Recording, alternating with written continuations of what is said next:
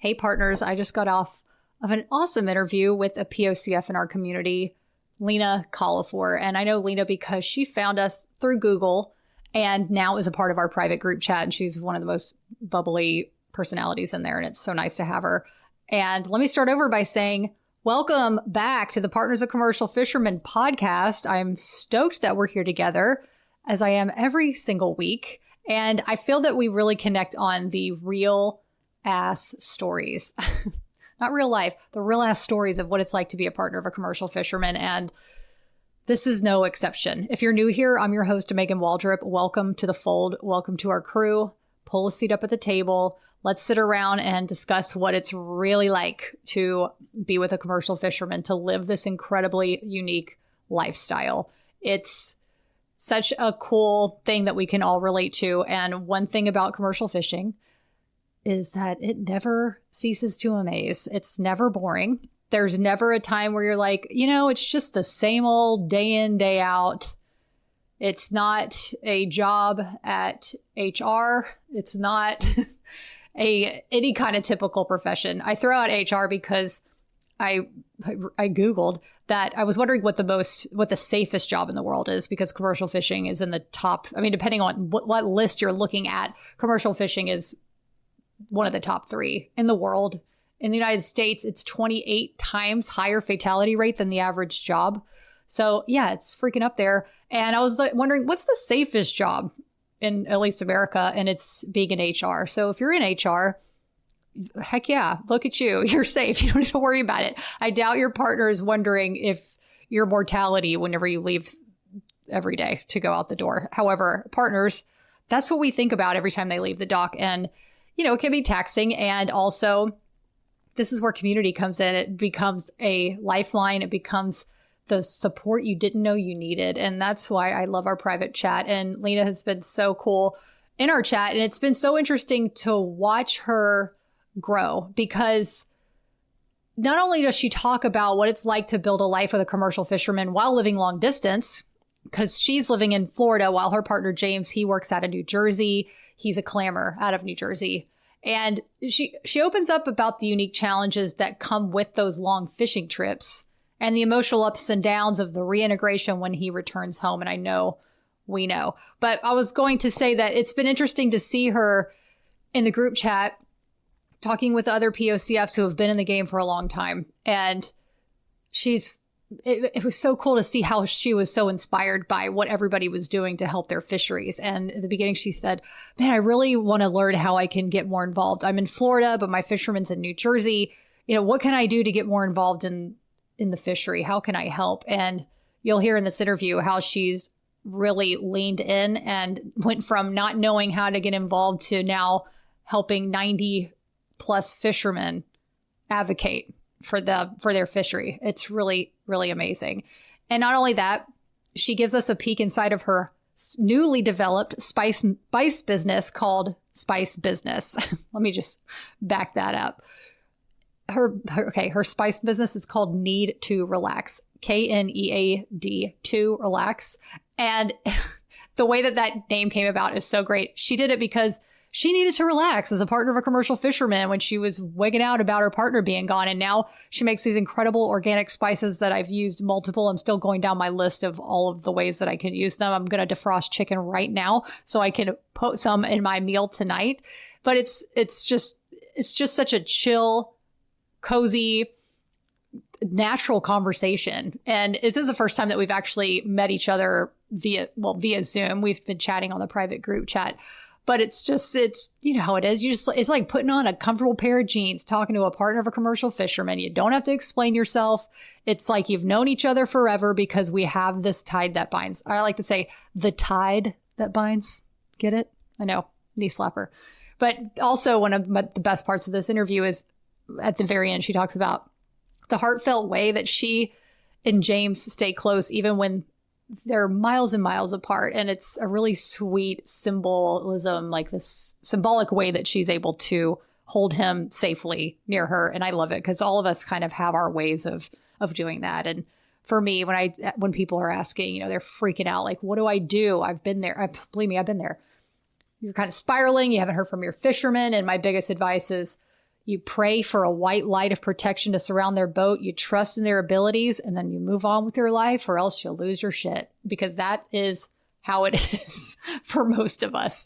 And Lena took that even one step further and created a business out of it. And it's super great. So also, as a bonus, she's offering a 15% off of all her spices to all POCFs and Fisherman with the code CREW15. And you can connect with her through all the links in the bio. So pull up a chair. I feel like this is a great finale to the 3-part series that we just had, where I was introducing you to different partners of commercial fishermen in our community over the years, from a 19-year-old who's a POCF and a fisherman, a mom raising a toddler while her fisherman's gone for extended periods of time and how she manages that, and then a POCF in Australia and how their fishery is similar and different. And now we have Lena on to talk about we're just shooting the breeze. I mean, this is just what it's like whenever you're not only in our private group chat, but like I said, whenever you connect with like-minded women who totally get where you're coming from, and you don't have to feel ashamed or embarrassed. You could ask questions, and,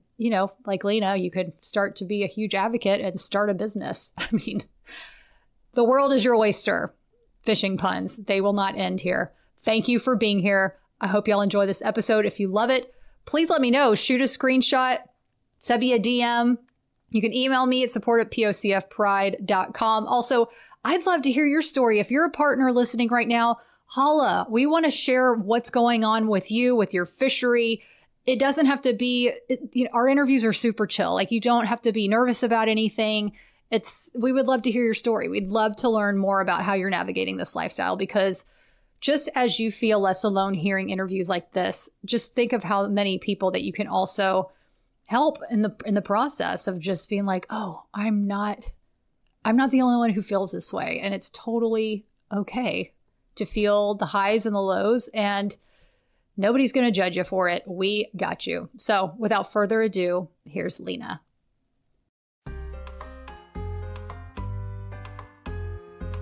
I'm Megan Waldrop, host of the Partners of Commercial Fishermen podcast, an extension of an online community for partners to connect and feel less alone.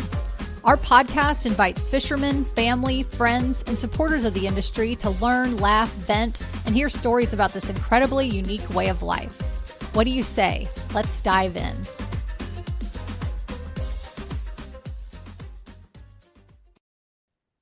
Lena Kalafor. Okay, let's just back up and say, and I mentioned this before we popped on the interview, that I truly, truly love your presence. We know each other through the private group chat for POCFs. And I just want to share to everyone how wonderful, joyful, bubbly, and so friendly and kind. And it's so nice to have Lena in the chat. She is definitely one of the personalities that feels like a glue that keeps us all together and flowing, because as we know, this lifestyle, people, you tap in, you tap out. There's busy times, you have kids, or you have your fisherman's home, or you got your own job and things. And it's so nice to always see Lena in there talking. And I just truly appreciate your presence. So thank you so much again for being on the Partners of Commercial Fishermen podcast today. Sometimes I feel like I'm too much of a chatty Cathy.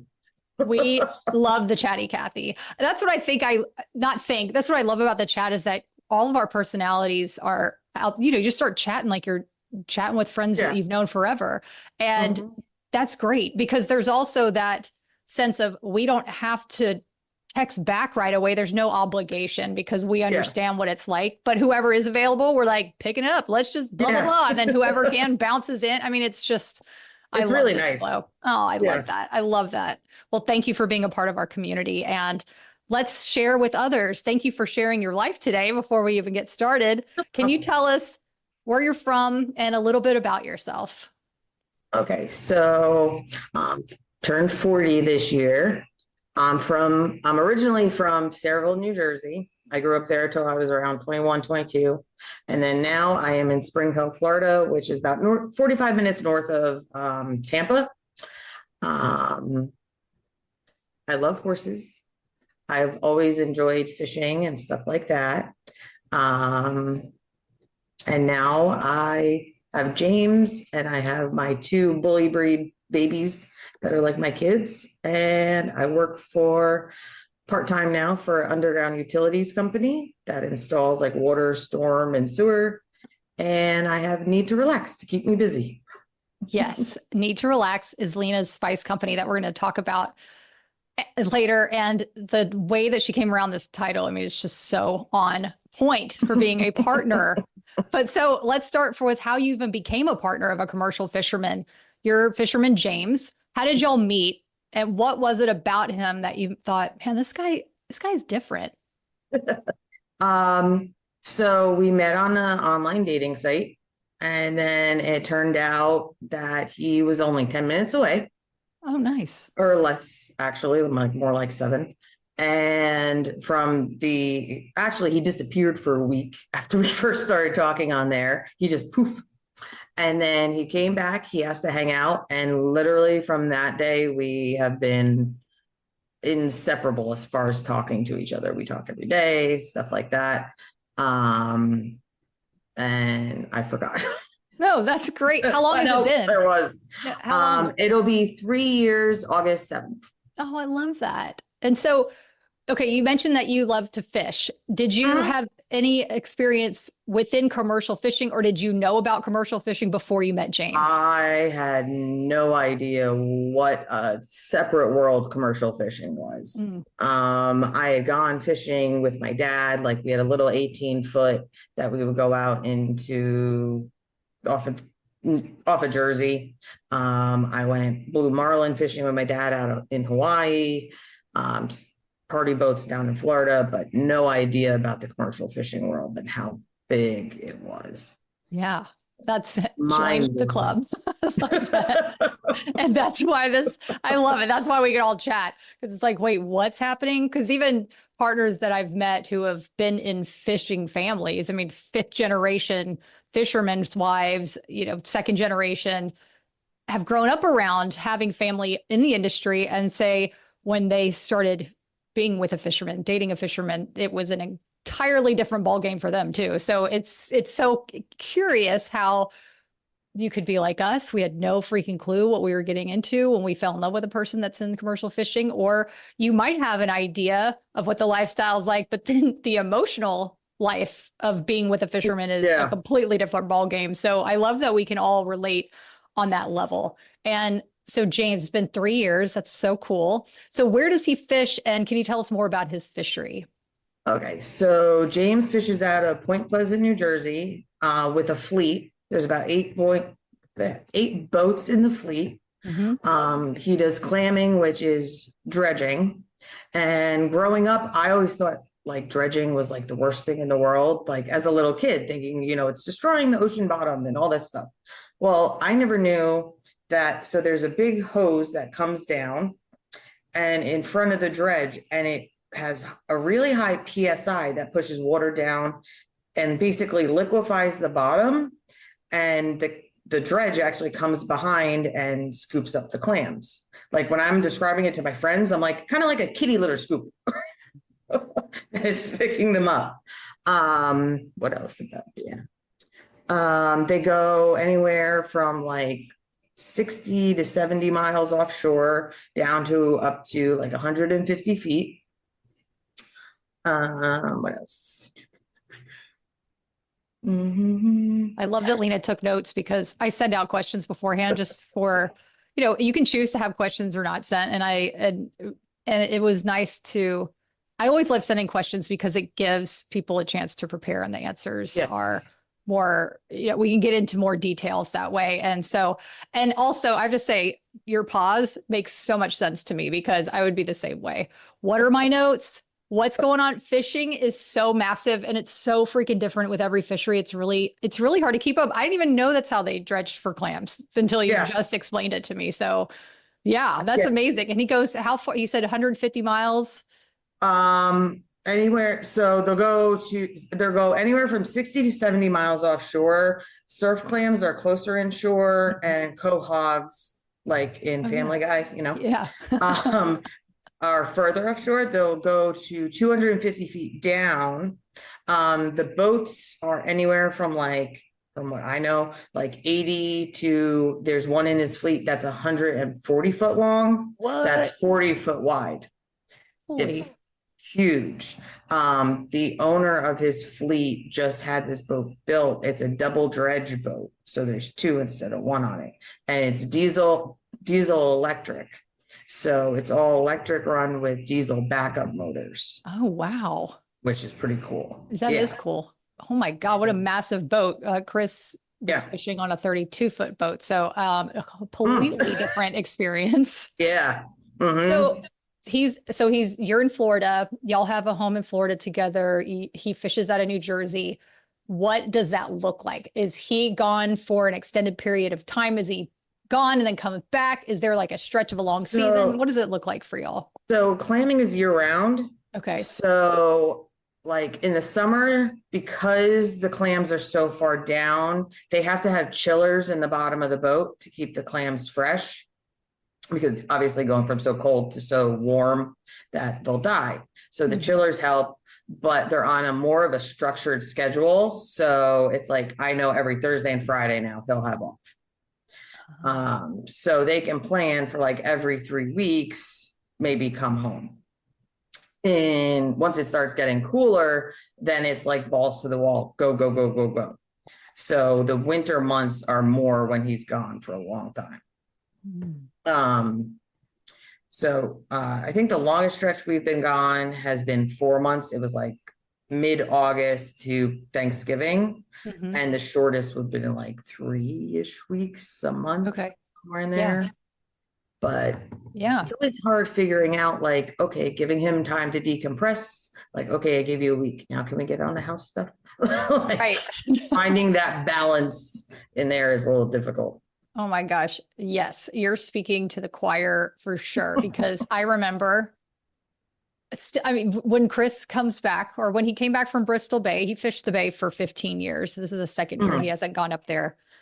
And so our entire beginning of our relationship, 8 years of it was him going to Alaska. And also, I think the last 5 was lobster fishing as well in the fall and the off season from Bristol Bay. And that reintegration period is definitely a moment that for me was not the fairy tale Disney movie that I was hoping it was going to be. It was not the rom-com situation. Yeah. And it was difficult. It was more, I was thinking I was going to run into his arms, he was going to swim me around the airport and, happily ever after. But really, he comes off the plane, his eyes are just half closed. He's so freaking tired. He flew from Alaska to North Carolina, barely slept, because boats, barely slept on the plane, but then, they don't barely sleep during the fishing season. And he's exhausted. His face, beautiful, sweet face, is now covered in a beard. So he's now a new looking person that I wasn't. Yeah, different looks. Yeah. And then, we get in the car and I'm driving home and I kind of feel awkward. Like this is a first or second date. I'm like, nice to meet you. Like, want to shake, reintroduce myself, because I could tell that so much has changed for him and for me too. And it is interesting that you guys experienced that 4-month apart and then the 3-week apart, because that is a different flow for you personally, because you're getting in it, you're in the solo sesh, maybe however long that takes, but then maybe you have 4 months to kind of settle in. But the 3-week, do you find that to be, which one do you find to be more tricky, I guess, is the question. I think they're both tricky, because I'm one of those people in the mornings, like when I wake up, I'm like, I don't necessarily need my whole cup of coffee before I start talking. Be like, oh, look at this. What about this? And I think it's the same thing. Like when he gets home, I'm like, oh, hey, so this needs to be done. He was like, yeah. I'm like, no. Yeah, I know. Like we've been on land. Oh, sorry. Oh, no, please keep talking. Oh, I was just going to say, because I'm ADHD, and if I don't say it, when I say it, I forget it. That is totally valid. I get that. That was a huge thing for me to not throw everything at him, because that is something also I had to learn, because I forget that he was on a boat and not on dry land for so long. Yeah. Yeah. And James will say like lists will help, but I'm like, don't add something else to my list to do. Yeah. You're like, this is one more thing I have to remember to do now. No, I hear you. It's funny because it is an adjustment for sure. I remember when Chris came back, after the non-rom-com moment, and then I needed to reintroduce myself. It's like, okay, so what do you want to do? And he was just like, I just want to, Netflix and chill for a second on the couch. Is that okay? I'm like, oh, okay. I get it. Like, I get it in my head. Emotionally, I need to work through my things right now because I'm feeling rejected. However, of course you want to Netflix and chill. Like, you've been on a boat with several other people, various limited showers, if anything. Go, so I had to definitely talk myself off a spiral from that. But it's the curious life that we all lead. What do you feel it helps you recalibrate during that time? What do you mean by recalibrate? That's a great, yes. What helps you, like, whenever he is maybe not ready to do all the house things and jump into projects, what helps you kind of shift gears to say, all right, I need to meet him somewhere in the middle? Dogs that always keep me busy. Yeah. So they always want attention. I can always snuggle with them. That's a great point. Snugglers when he's not home. But you do jump into my head when he comes home and he's outside, because we both smoke cigarettes. I know, horrible. When he's outside and he's sitting on his phone, scrolling and stuff, you do click into my head and I'm like, okay, he hasn't been able to do this in forever. So I need to just chill out and hang out in here and watch my shows. Okay. So. Oh, I'm so glad that's helpful, because that I have to remind myself that too. Because you want to be together. Like, it's been so long. And then it's like, but they're still halfway out on the boat still. So yes, you're not alone, girl. And I'm so glad that's been helpful. Speaking of the boat, have you been on the boat before? So in April, when I went up there, I was able to see the boat. The boat was tied up, but it was this nice, narrow little walkway onto a big ass tire down into the boat. Got it. It was raining. So I said, I'll just take pictures from up here and wait till you are docked in another section to get on, which we didn't wind up going back to the dock while we were there the rest of the time. But I'm sure there will be plenty more opportunities once we move for me to actually get on it. Right. But it's big. Yeah, it sounds like it. You got to send some pictures in the private chat. I would love to see it. Yeah. Okay. Definitely. So this question is, how has your role changed in the industry or with your partnership since you first met him? And I want to say, whenever y'all were connecting on the dating app, did he say, I'm a commercial fisherman? And how did that whole conversation come about? So actually, he never told me about commercial fishing. His dad was a retired clamming captain, and James had semi-retired. He really didn't want to go back to it. And then once we started dating, his whole mind shifted into like family mode and taking care of mode. And an opportunity popped up with, because there's only like 100 clamming boats on the East Coast. And I think maybe there's not a lot in the world because there's only certain spots you can do it. So then he was like, hey, there's this job opportunity that popped up with a boat that I know. Like, they remember all the clamming boats names. This is how small the community is in that area. And he goes, I'm going to go back up and do it. And I was like, okay. And then it started clicking and I was like, oh, that's what he was talking about. And that's what his dad was talking about. And then I got more and more involved. And then I found you guys. And then obviously little by little getting more involved. And then the whole windmills thing came up. And then, so that's how it just keeps rolling. Yeah. How did you find the POCF community? I think I Googled. Nice. I Googled something like support or something along those lines. Love it. It was funny because I was telling James the first time I was messaging him, I was like, I found this group, POCF. And he goes, Partners of Commercial Fishermen. I was like, how the hell did you know?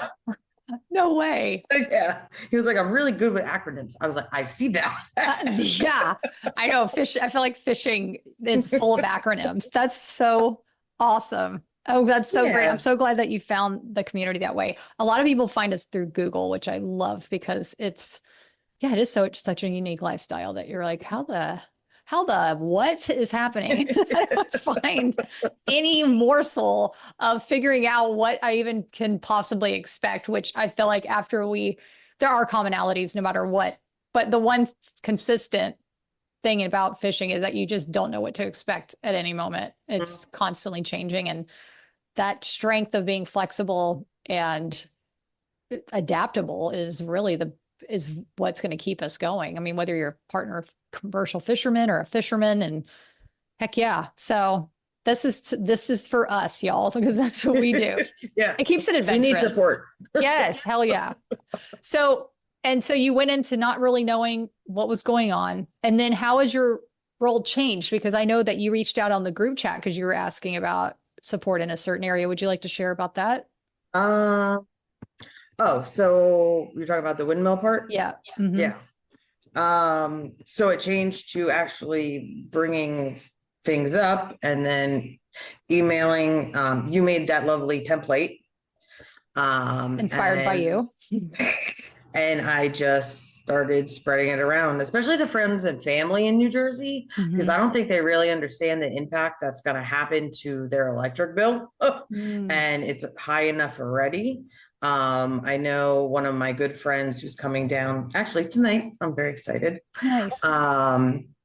She said somebody that she worked with, their electric bill has doubled from their highest point already. Yeah. And so let's say if it was 240, it's now 480. I was like, good God. But I also made up and printed out the templates for all the captains and the crew in his little climbing fleet, mailed it up to him, stamped the envelopes, all that stuff, because the windmills are really affecting them.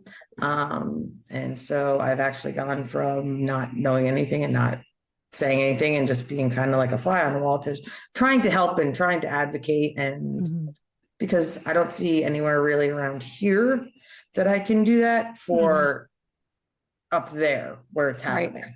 Yeah.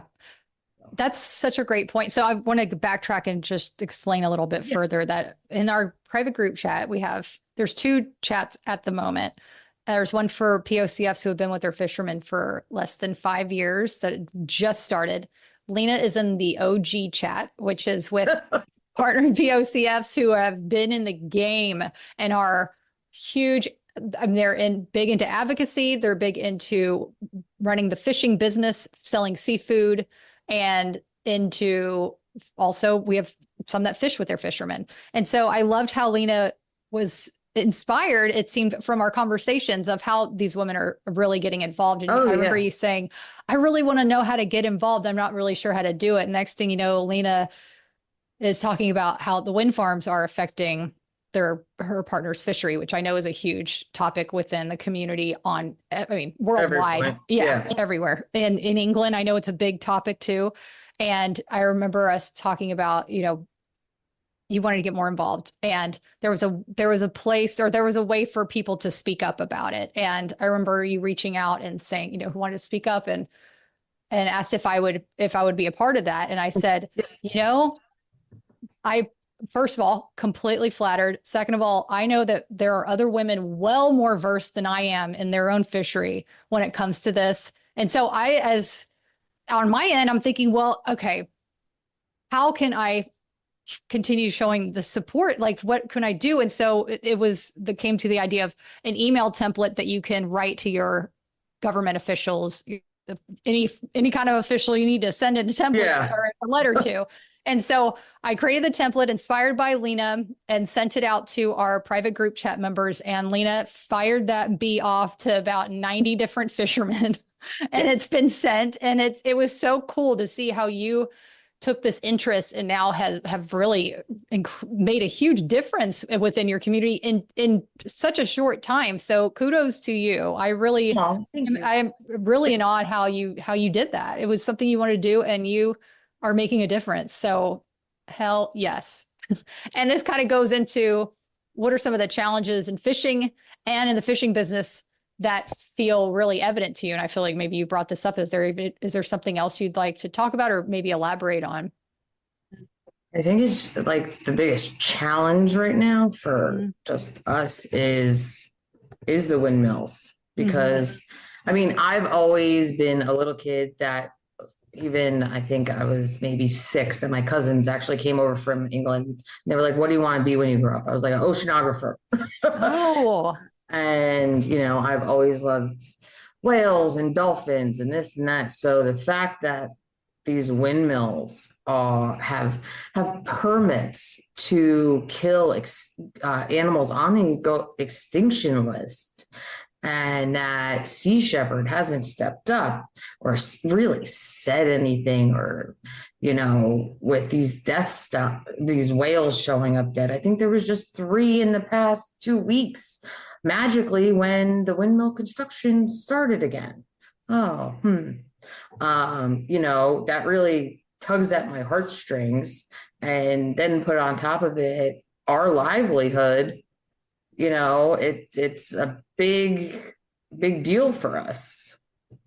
yeah. So Yeah, I've heard, that's a story I've heard a lot about what's going on. And it's been interesting hearing how partners from coast to coast are talking to each other. So someone I know in Maine reaching out to people in California, vice versa, because Maine's been dealing with their own, and California, especially Morro Bay area, Central California, that's definitely top of mind for them right now too. And yeah, people are talking about it. And so I learned so much from just these conversations, and also seeing how it affects, because I think the other thing is that, first of all, obviously I'm not a scientist. I'm not up to date on every single thing.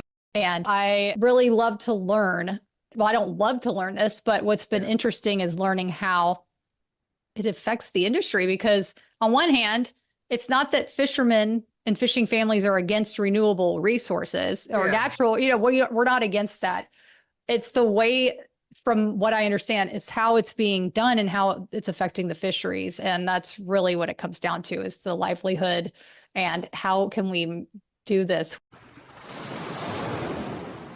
There's one subject that we're constantly talking about, whether on the podcast or in our Partners of Commercial Fishermen community, and that is safety. And here's a hard truth. Did you know 8 out of 10 fishermen lost at sea weren't wearing a PFD? It's time to change that. At Kent Safety Products, they make life-saving gear designed for real fishermen. No bulk, no hassle, just protection that works when you need it most. They also have the most Coast Guard approved PFDs on the market. So whether you're fishing in hot or cold environments, a fisherman can find one to fit their needs. And partners, let's just pause for a moment and think about how much it would ease stress to know that your fisherman is protected each time they go to sea. It's a lovely thought, right? And as a side note, we only partner with companies that have heart, those who truly want the best for our fishing communities and have high quality products. That's why I am proud to have Kent Safety Products as a sponsor. Visit KentSafetyProducts.com and find the right PFD for you and your fishermen. That's KentSafetyProducts.com. Let's go to what seems to be the biggest challenge for you that you face personally as a partner of a commercial fisherman. So some of the biggest things I personally find is, like, I hate to set women back like 500 years, but not having, like, if something breaks and it's just something I can't do, either physically or with the car, things like that, is knowing who to trust to go to, knowing who to find. Like having a handyman come into your house as a single woman, yeah, it's great. I have 2 big dogs, but they're silly and goofy, so they have to be put up before somebody comes in. You know, it's taking the avenues to protect yourself, but still being able to get the job done. So things like that, that's been a really big challenge. When the hurricanes come, especially, is getting the house all set up when you're only one person. When hurricanes come, normally you divide and conquer. Okay, I got pulling this in. I'm going to do the board up the windows. I'm going to run and grab the last groceries that we can at the grocery store. I'm going to go grab gas. So it just makes it a little bit harder, and there's not enough hours in the day or that tick down clock before the hurricane gets here. So that would be some of my personal challenges. Yeah, I think that's so relatable. I don't feel like you set women back 500 years by saying that. That's completely valid, and such a great point is finding people you can trust as a solo woman during the fishing season. And then also, depending on where your fisherman is, not putting that burden on them while they're fishing, because you're also wanting to be supportive. And so part of that support and not stress them out. 100%. Yes, 100%. And I know that's been, at what level of information do you tell your fishermen when they're out to sea? And we had this conversation in the other group chat, and it was when it comes to health concerns, women were asking, I don't want to stress them out, but I'm going through this. And I was like, if it was the car, if it was the house, like if it's anything like the landscaping, whatever, I would keep it myself. But if it's your health, talk to your fisherman. I mean, you don't need to carry that burden alone. And of course they're going to be concerned, but it's interesting because we do have to walk a fine line there whenever we are holding down the home front, because we are trying to be, literally hold it down. And also hurricane season. Amen. Because last year I remember I feel like Chris, when he goes to California, it was always, and then a week later, a hurricane would come. And so it's interesting going through a storm by yourself too. I mean, because you're in Florida, I'm in North Carolina, they're ferocious. And I remember, I don't know when this last major storm that came through was, it might have even been in the winter, but it was, I hunkered down, and I swear I opened the door and there was a cow flying down the road. I mean, it was like torrential rain. It wasn't, but it felt like the Wizard of Oz. It was like, oh my God. But yeah, no, totally. That's so true. But who to trust? I think that's a really good point. Maybe there's a way that a fisher, like your partner and you, and I'm not saying you, I'm saying everyone, but a way that we could work together to say, all right, these are the people that we are going to talk about. If this happens, this happens, this happens, and kind of he can vet it. They can vet it with you. Yeah. That's such a great point. I'm writing that down. Like we were talking about earlier, when I went up to go see him, I came home to a green pool and a leaky toilet. I went to somebody that's a cousin, and she's in real estate. She knows really good people that, are handy, things like that. Yeah. Went to him, phone call, guy popped over to see if he could just tighten it. So he said, okay, I'll be back Tuesday. Tuesday comes and goes. Like, I still haven't heard from the guy from like 2 months ago. James wound up coming home twice now, but he came home that first time before the guy ever got back to me. Oh, wow. I was like, okay, I felt like I could trust this guy because he had already been vetted multiple times by a family member. And so I felt safe. And then only to have him drop the ball with me, I was like, figures. Right. That's just my luck. Yeah. Let me put that on the to-do list I'm not going to write. So that's funny. I love that. That's hilarious. I live by a to-do list, but I totally get what you're saying. Like, that's just one more thing I have to remember to do. It's hilarious. Okay. Talking about the chat, I would love for you to talk about, what are your favorite parts of being in the private group chat? Well, I don't know how I got into the OG chat. It was before the other one. It was perfect timing. Yeah. Oh, okay. One, I love that not that they've been through it, gone through it, but that they're so knowledgeable. Like they're just a wealth of information and contacts, and especially with stress baking and all that. It's just, they're a wonderful group of women who can help advise. They're great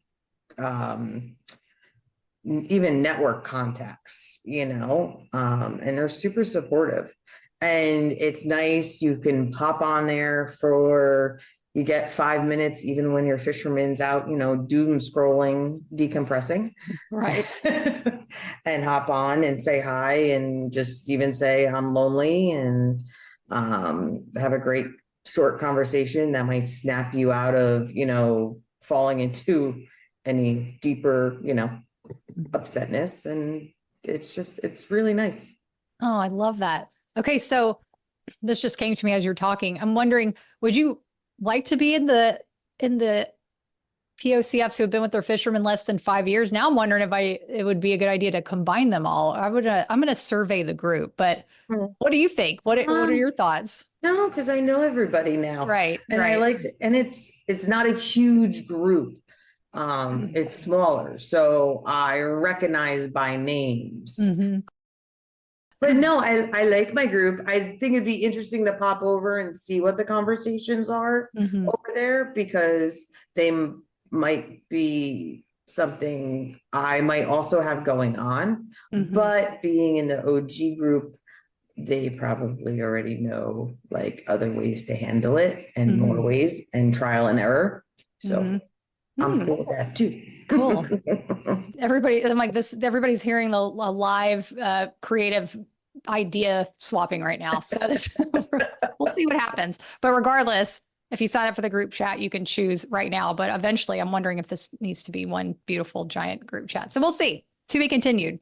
So when you say, I love that you're like, well, now I have a group of people I can talk to when I'm feeling maybe loneliness or stress. Let's move on to what did you call it? Stress baking? Yeah, stress baking. Okay. Tell us what did you call it? Anger baking? Oh, that was the other one. Yeah. Yeah. Okay. Please. I love this story. So Lena has a spice company called Knead to Relax. It's all organic, incredibly diverse, versatile, and delicious spices. And I would love, and Knead is spelled Knead. It's Knead to Relax. It's great. I've used her dips for my family, for myself.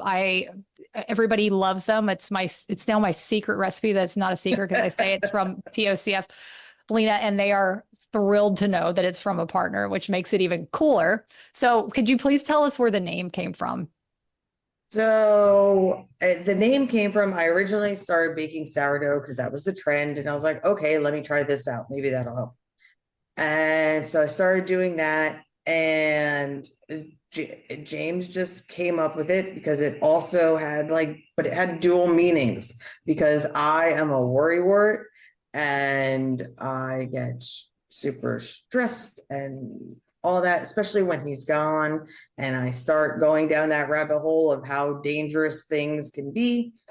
And he was like, you need to relax.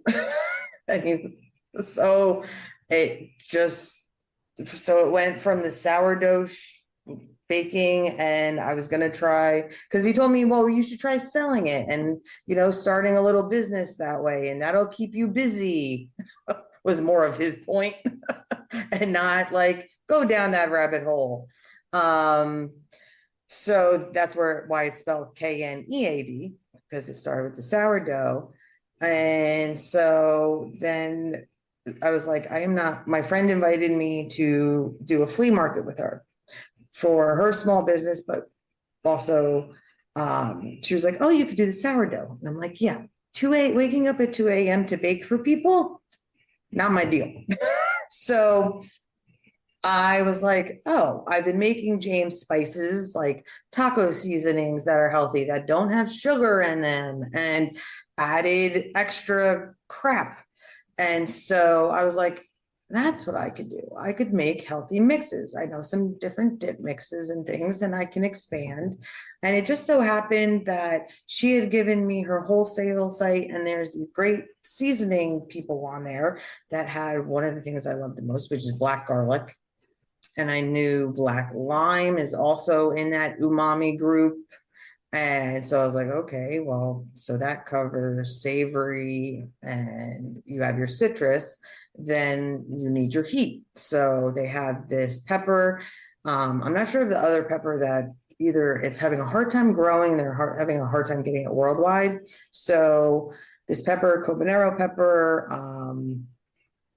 It's got a cayenne heat, so it's not like super hot, but it has a fruity finish.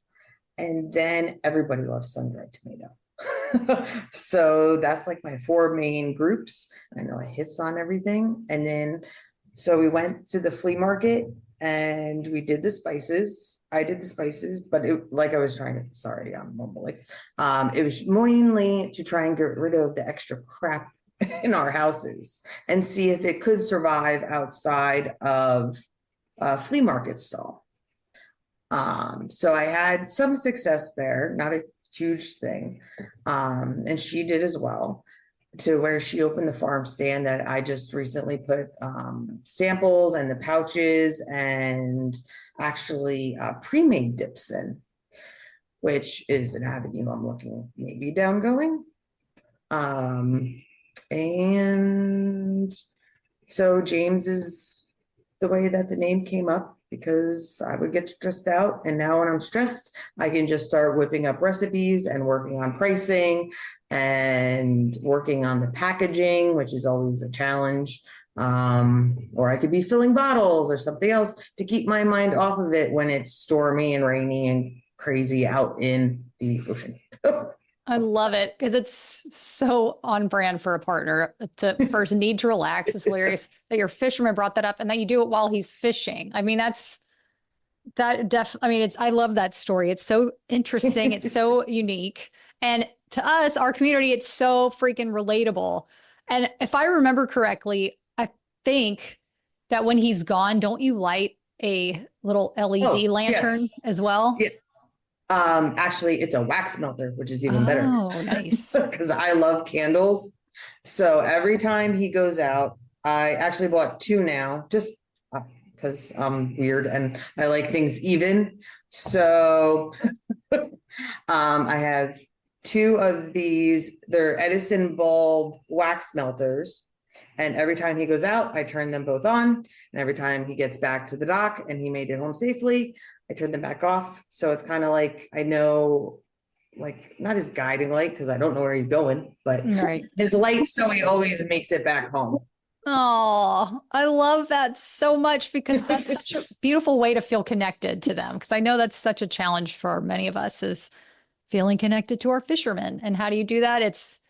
You're holding space, you're holding light and warmth for him. That is so beautiful. And then also part of your story, I love that, is you're sending the spices to him. And so that's something else he can use in his meals when he's out on the boat, right? Girl, I sent a pot roast to him. What? Wait, for how the heck do you do that? That is amazing. So he had a deckhand that was down here that was in the same town as us that was going up there. And I didn't drain it. Well, I took the meat out, I put it in a vacuum sealer, vacuum sealed it and froze it. And then I took all the gravy out, froze that in those cubes, and then vacuum sealed that so it was separate, and said, here you go to the deckhand. And off he went to the airport to leave. That's so awesome. And I would send that, like, that seasoning mix up. Can't believe you sent a pot roast. That's probably the VIP care package of all care packages. Holy moly. Okay. Last question. This has been so nice catching up with you and seeing your face, and not just via text and messages. No. Next hurricane, I'm coming to you. Yeah, right. Exactly. Yeah. Whatever direction, well, we'll meet there. What advice would you give a greenhorn or newbie POCF? Patience. This one I definitely wanted to remember. Because, when they're on land, they might be able to text back right away and come hang out right away and all that. But when they're out on the boat, they really can't. And you have to just be patient with communication. They will get back to you. They're not ignoring you. James had a deckhand that, because the deckhand was naughty, I guess, during their relationship at one point. Now it literally cost him his job, because she wanted to be either on the phone with him all the time, or he had to respond immediately. And it's dangerous. But yeah, with us in technology and being able to communicate in a way, it's really awesome. Because if there's something going down or just a quick hi and I love you, that's great. But that just wait. They'll text you back. That's such a good point. There's a camp of POCFs who say, once they're gone, this is me, that, I'll talk to them when I can. Because when Chris started going, we've been together almost 10 years now. So that first season, I wouldn't hear from him it would be like at least a week, a few days to a week. And so that was intense, but I kind of got used to that flow. And then the last time he was in Bristol Bay, he had Starlink, and he was straight up FaceTiming me in the boatyard. And I'm like, it's so cool to see what the boatyard looks like. Blah, blah. And then he'd call me like 2 hours later. I'm like, wait, are you in Alaska or are you just at the grocery store? Because this is bonkers. I'm used to not hearing from him for so long. And then it was interesting because I know that some POCFs, like you say, it's like, if they want to hear from your fisherman, believe me, we get it. We miss our fishermen, but yeah, it can be really distracting for them to feel, I got to call them now after I've been fishing my butt off and I'm exhausted and I'm starving. And wait, I got to make this call. Like, will the go through? Are they going to be stressed out if I don't call them in time and blah, blah, blah. So I think that's such a great piece of advice. And another last question. How do people find your spices? Number one. I'm on Facebook as Need to Relax. On Instagram, I think is Need to Relax 352. As well as on Etsy. I just got on Spotify. Shopify? Shopify. Yes. That's it. I keep calling it Spotify. It's so similar. So those places, and if you want to avoid like Etsy's fees, just shoot me a message on Facebook. You can find me under my name, and then Need to Relax is under me, or you can go right to Need to Relax. Also, there is I think it's a 15% discount as long as you order $10 for partners of commercial fishermen or any fishermen that you know. And the code is crew15. So it must be a 15% discount. That's awesome. Crew15. Oh, thank you. I'm writing this down. Heck yeah. I'm putting that in the show notes. And they can use that on the Etsy store for the 15% off. That's awesome. Yep. And then just a reminder again, it's Need to Relax, KNEAD to relax. So Lena, number two. Oh, need to. Hello. I'm writing that too. All right. Need to relax. Got it. Thank you, Lena. I just enjoyed this time together so much. This feels like such a bonus from our daily check-ins. And thank you so much for sharing your life with us and your experience as a partner. And most of all, thank you for being a part of this community. You really add so much. And I appreciate you.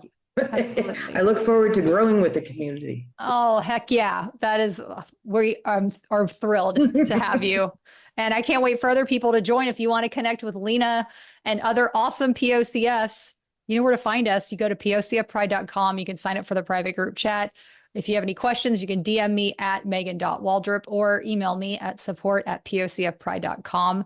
And I will hook it up because that's what it's all about.